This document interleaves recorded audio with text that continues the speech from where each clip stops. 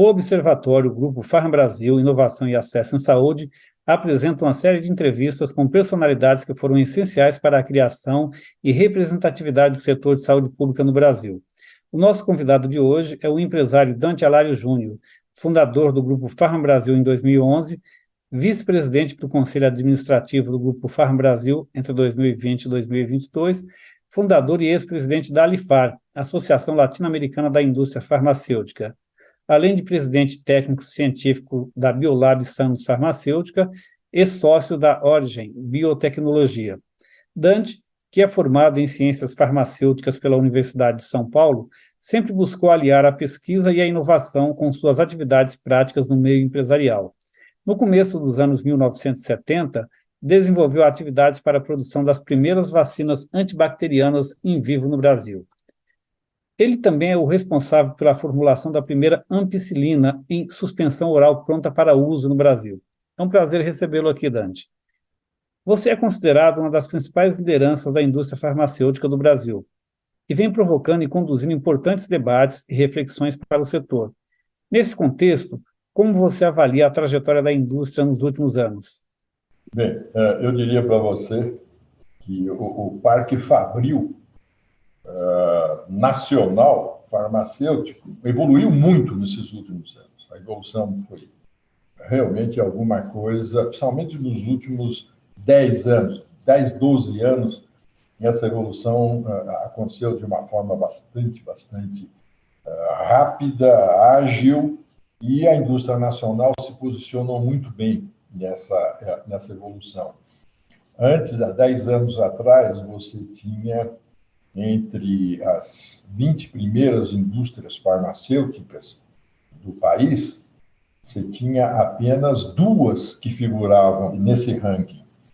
Hoje, entre as 20, você tem 10 farmacêuticas que figuram nesse ranking, sendo que as nacionais tomaram as primeiras posições. Então, isso é um pulo muito grande, alguma coisa que no Brasil nós só tivemos na década de 40, mais ou menos, na década de 50, logo depois da Segunda Guerra, onde o Brasil tinha uma indústria farmacêutica nacional bastante razoável para aquele momento, mas, posteriormente, com a chegada das multinacionais aqui no país, em função de um mercado exuberante que o Brasil tinha, eles tomaram conta.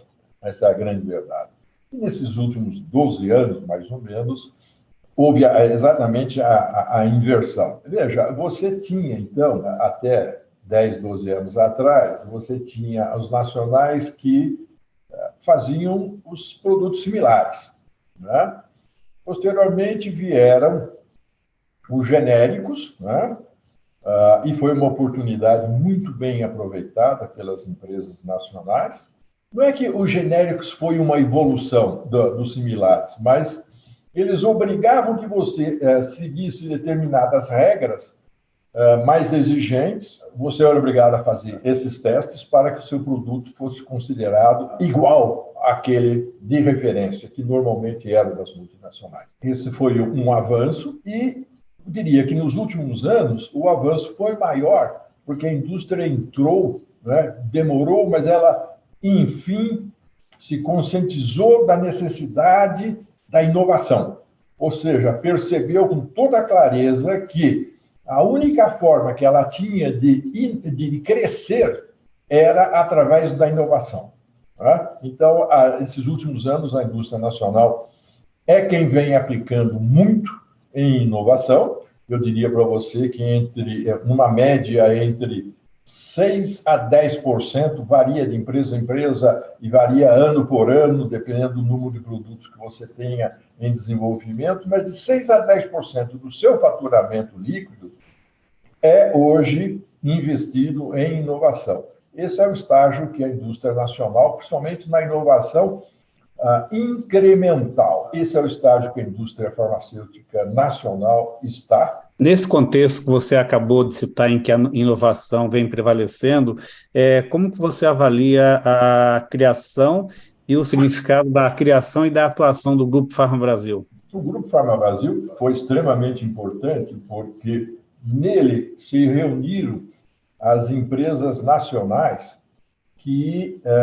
ou já estavam fazendo inovação ou ou estavam querendo entrar no processo de inovação e não sabiam exatamente como fazer, o que fazer. E aqueles que já estavam fazendo inovação tinham especificidades que eram necessárias, precisavam ser atendidas, não, principalmente pelo governo, para que ele chegasse a bom termo no seu produto em desenvolvimento, em inovação. Acontece que também a Anvisa não estava habituada a fazer a análise de inovação feita no Brasil, porque nós, nacionais, não fazíamos inovação. Essa que é a verdade.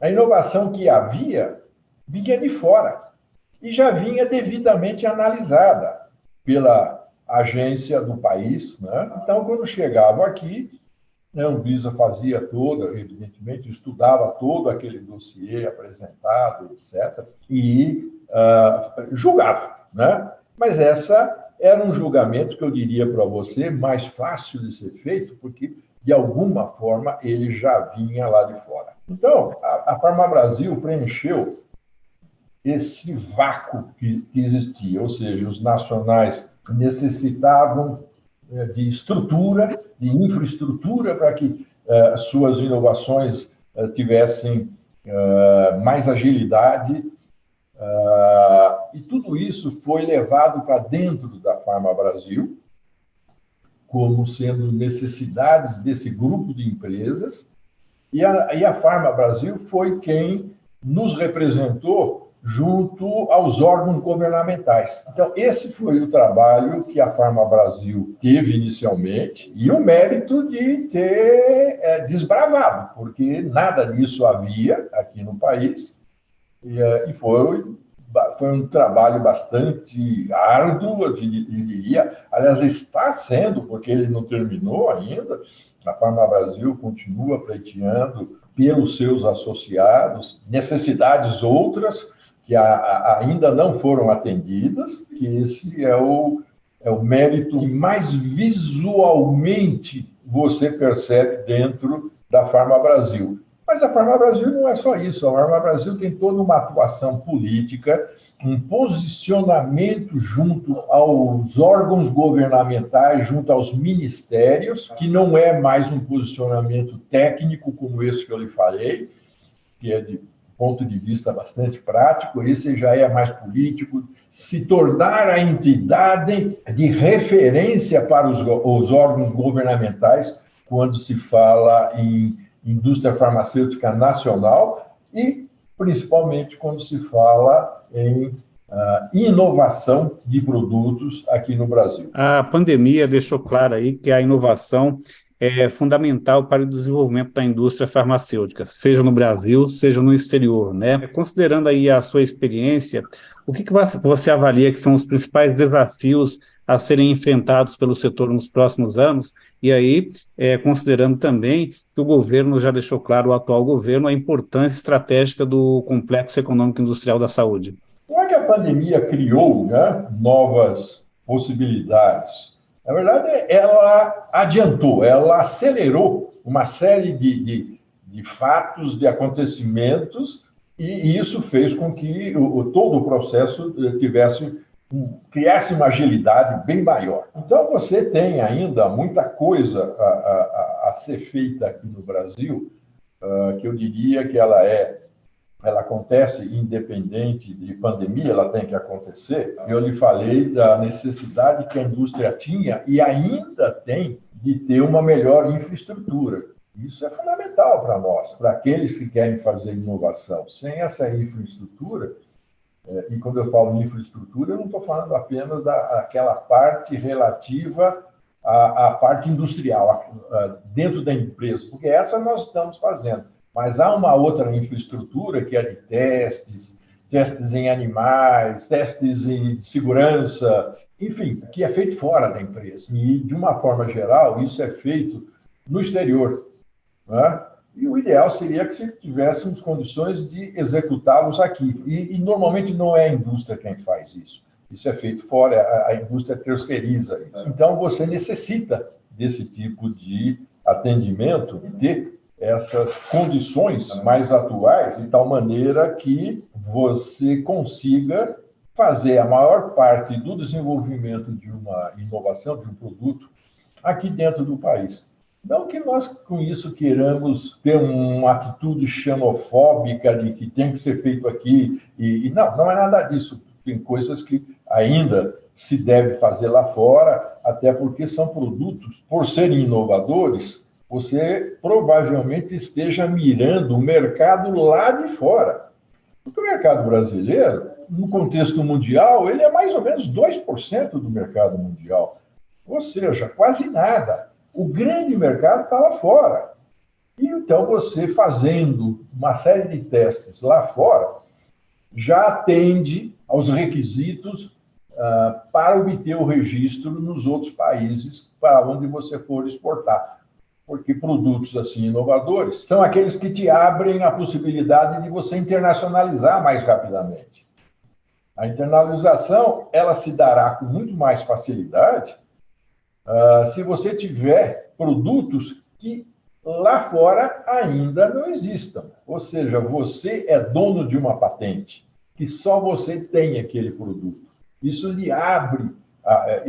Me sinto muito à vontade para falar, porque a Biolab teve um produto assim, que chama Vonal, foi um produto desenvolvido junto com a Universidade de São Paulo, e esse produto nos abriu a porta do exterior, né, com uma facilidade que nós antes não encontrávamos. Você tocou num ponto importante que eu ia abordar aqui, que é esse desafio da internacionalização.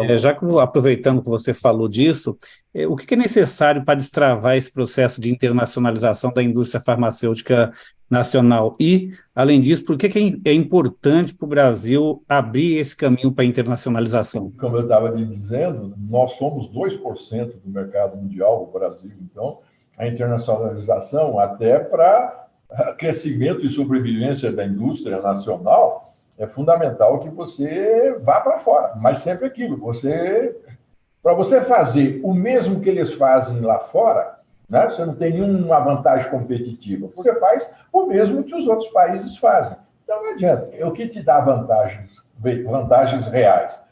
São os produtos inovadores que somente você tem.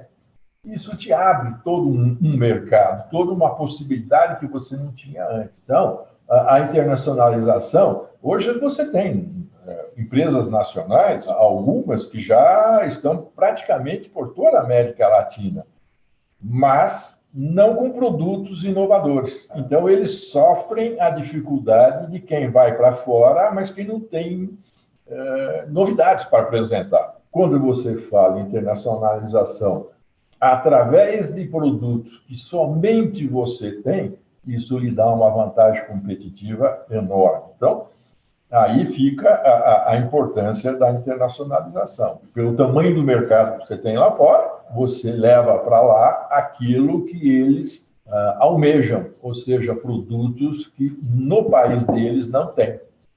E só você tem porque você tem patente dessa inovação. Agora, para destravar isso também, você precisaria de algumas coisas que são importantes. Primeiro, você tem que, como eu já lhe falei, vou repetir, porque acho que é importante, a inovação é o fator primordial. A Anvisa, ela tem que ser um pouco parecida, e eu falo um pouco porque não imagino que eles gostariam de ser comparados com o FDA, mas o FDA tem esse aspecto que eu considero bastante positivo, ou seja, eles, quando recebem a solicitação de um registro de um produto novo, eles também analisam a importância daquele produto para o desenvolvimento do país. Ou seja, que um produto novo, atrás dele tem um grupo enorme de cientistas, tem universidades, tem o pessoal da indústria. Quer dizer, tudo isso movimenta e faz com que o país cresça. A Anvisa deveria ter também essa função, auxiliar no desenvolvimento do país, e não apenas se limitar a fazer regramentos, né? Olha, mais isto, menos aquilo. Não é só isso. Então, esse é um aspecto extremamente importante para que você tenha mais produtos para sair com mais facilidade, para você se internacionalizar mais facilmente. Um outro aspecto que é bastante importante, que nós estamos discutindo isso com o governo já há algum bom tempo, ainda não chegamos ainda a um resultado que seja considerado bom, precificação da inovação. Ou seja, os investimentos em inovação são de longuíssimo prazo. Quando eu falo longo prazo, é de 8, 10 anos, não menos do que isso. Quer dizer, as incertezas são enormes, porque você só sabe no final, depois de uma fase 3, se o produto efetivamente é bom, se mostrou bom ou não. Mas isso são 8, 10 anos. Então, veja, você tem esses investimentos de longo prazo, de altíssimo custo, que depois a forma que eu tenho de recuperar é no preço. Não adianta, não existe outro. Nós estamos num sistema capitalista onde, para mim, o preço é fundamental para que eu continue ganhando e invista em mais produtos inovadores. É o ciclo, não tem jeito, é dessa forma, a não ser que nós saiamos do sistema capitalista. Aí, tudo bem, eu não conheço nenhum país do mundo onde o Estado totalitário fez ciência e tecnologia no setor farmacêutico. Né? Você não tem drogas novas feito por estados totalitários. Eu queria retomar um ponto que você colocou aqui. Ao falar do Vonal, você deixou claro aí que a pesquisa tem um papel fundamental para o crescimento da ciência e da indústria farmacêutica. Agora, ao citar a parceria da Anvisa para o crescimento, isso está presente de novo. Como que a universidade pode contribuir de forma mais efetiva para o desenvolvimento das farmacêuticas e qual o caminho para estimular essa maior parceria com a academia? Essa é uma pergunta boa. Eu estou tentando respondê-la já há alguns anos e não consigo exatamente. Eu vou te dar alguma coisa que eu acredito que possa ser feito e que tenha uma certa viabilidade de ser executado. Veja, você tem, não são todas as universidades que fazem pesquisa aplicada, mas você tem nichos de excelência em várias universidades brasileiras que tem uma qualidade absolutamente indiscutível. Só que o que é feito lá, por esses nichos de excelência, você não fica sabendo, porque não existe a comunicação indústria e universidade. Então, nós estamos do lado de cá, a universidade está do lado de lá, como se fôssemos antagonistas. E não somos, mas assim nos comportamos. O que haveria? Haveria necessidade de regularmente a universidade, a cada 3 meses, 4 meses, chamar esses nichos de excelência para que eles falem para a indústria vai estar ouvindo aquilo que eles desenvolveram nessas universidades. E a empresa que tiver interesse em alguma plataforma desenvolvida pela tal nicho de tal universidade, vai se dirigir a eles e vai conversar para ver se é possível fazer uma parceria para se obter um determinado produto, alguma coisa. Mas para que isso aconteça, há que se ter a exposição daquilo que a universidade faz. Por que o Vonal saiu pela Universidade de São Paulo? Porque, primeiro de tudo, eu sou filhote da USP. Em segundo lugar, eu conhecia o pessoal. Então, eu falei, bom, eu vou para lá e eu vou conversar com o pessoal e eu vou verificar, eu sei quem pode fazer isso, e fui direto, conversei, etc. Saiu o Vonal, desenvolvido em conjunto com a USP. Então, eu entendo que essa parceria, que lá fora existe com bastante frequência, você pega os países asiáticos, todos eles praticam isso. Aqui é sempre dito, né? Olha a Coreia, que o Brasil estava na mesma posição da Coreia há 15 anos atrás, veja a Coreia onde está hoje e o Brasil onde estamos. É verdade, mas por quê? Entre as várias coisas, houve uma parceria muito forte, um apoio governamental enorme, sempre tripartite, indústria, governo e universidade. E chegaram aos resultados que eles têm hoje, brilhantes, né? Posição brilhante da Coreia, Taiwan, enfim, aqueles países todos ali, daquela parte geográfica muito bem situados, e países que há anos atrás estavam iguais ou até em menores condições que o Brasil. Nós podemos fazer a mesma coisa? Podemos. Tem que ter a boa vontade e a vontade de se sentar, né? E poder executar isso aí. Nós fizemos, a Biolab fez isso. Está aí o Vonal como resultado. E temos um outro produto que estamos testando agora para câncer, esse é radical, uma coisa absolutamente nova, uma molécula que não existe no mercado, o Brasil nunca fez molécula radical, na Biolab nós estamos fazendo, por enquanto está desenvolvido aqui dentro, internamente, mas nós fomos buscar mão de obra qualificada na universidade e trouxemos para dentro da indústria para que desenvolvesse aqui dentro essa primeira fase que o conceito é a prova de conceito que você faz. Agora, nesse ponto que está, agora vai para os testes finais, onde sai de dentro da empresa e vai para empresas especializadas, como eu tinha falado, vai fazer segurança, qualidade, efetividade e por aí vai, né? Que é fase 1, 2 e 3, que nós chamamos. Fase de pesquisa clínica, né? Dante, para encerrar aqui, eu gostaria que você pontuasse aí quais são os desafios para os próximos anos. E pensando, só para facilitar essa resposta sua aqui no encerramento, se a gente considerasse um horizonte de 5 anos, quais seriam esses desafios? Se você pudesse enumerar os 3 principais desafios, quais seriam? Ainda bem que você limitou a 5 anos, viu? Porque eu estava com medo que você quisesse que eu fizesse uma projeção nos próximos 10, 15 anos, e fazer projeção assim no Brasil é um dos maiores riscos que qualquer pessoa pode correr. Numa visão de 5 anos ainda, que eu acho ótimo, porque é algo bastante prático. Volto ao ponto, criação de uma melhor infraestrutura para o desenvolvimento das inovações. Esse é um aspecto extremamente positivo e que se pode fazer nesses 5 anos sem a menor dúvida. O outro é um pouco daquilo também que eu já falei antes, convencer a Anvisa que ela, além de ser uma reguladora, ela é um agente de desenvolvimento do país, como existe dentro de outros países, onde as agências reguladoras também são considerados como agentes de desenvolvimento do país. O outro aspecto, que se também bem prático dentro de um prazo bastante curto que a gente espera, e eu também já me referi, precificação. Se nós não tivermos a precificação adequada, você não consegue remunerar a empresa em todo o investimento que se faz para ter inovação. Olha, haveria várias outras coisas a se dizer, mas eu vou me limitar a essas 3, porque você falou em 5 anos, eu acho que seriam maravilhosas se fossem obtidas até num prazo bem menor do que 5 anos.